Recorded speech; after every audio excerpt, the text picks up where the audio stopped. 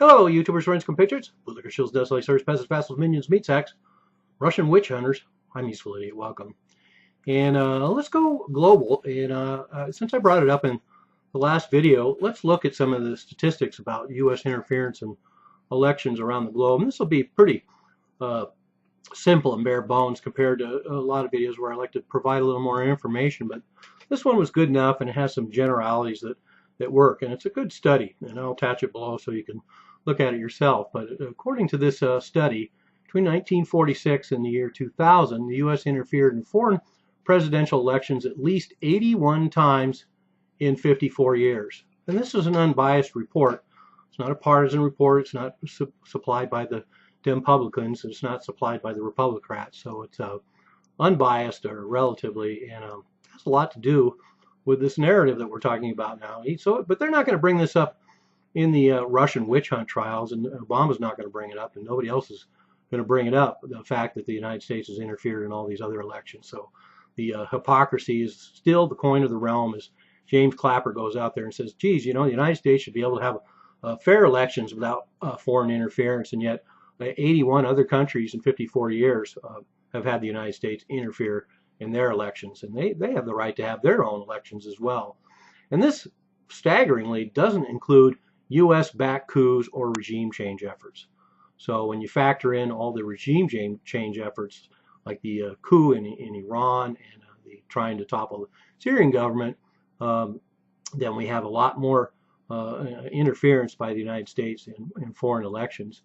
And so the study was done by Dov Levin of the Carnegie Mellon University, and assistance and monitoring is not included either. So let's remember that this is actually interference. This isn't just U.S. help with elections. This is NGOs and all kinds of nefarious methods to try and undermine the fair and democratic results of elections around the world. Although one can generalize that a lot of those elections are not that fair in the first place. But these operations are largely secret. So this is not something the United States is proud of, and includes a whole lot of things like dissemination of misinformation and propaganda, a big topic that we see today. So it's we can't have foreign governments and media in the United States disseminating misinfo and propaganda, which they do, but that's also the method the United States uses around the globe. So we know all about it. Training one side in the campaigning, making threats against candidates. That's a good policy. Threatening to withdraw foreign aid. I bet that works all over the world. Bankrolling particular candidates. And as it turns out, the U.S. investment in affecting these elections all over the globe, 81 times in 54 years between 1946 and the year 2000, the United States has a 59% success rate of getting the results they wanted by manipulating other countries' elections. That's a pretty good return, 60%.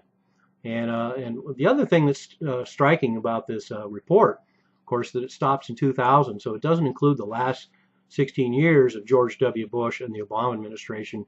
And if you want to look at 16 years, these last 16 years, there are plenty of great examples of the United States manipulating foreign countries' elections, doing regime change, and backing coups. And certainly Syria is part of that, and Ukraine is part of that, and Haiti, Palestine, Iraq, Iran, all over Africa and Afghanistan. So here we go again. You know, the United States pontificating about, oh, you know, we got to have these safe, fair elections, even though everybody in the United States, the Republicans and the Democrats, and the Democratic National Committee, and the politicians and the Republican National Committee, all of them are involved in manipulating the election results. So let's remember that the emails that have been leaked revealed the fact that the Hillary Clinton campaign completely undermined, sabotaged the Sanders campaign with the help of the Democratic National Committee. So it's all right to internally do it, but boy, we sure don't want any foreigners doing it. And boy, we sure don't want any foreigners doing it, even though we do it all over the globe. So there you have it.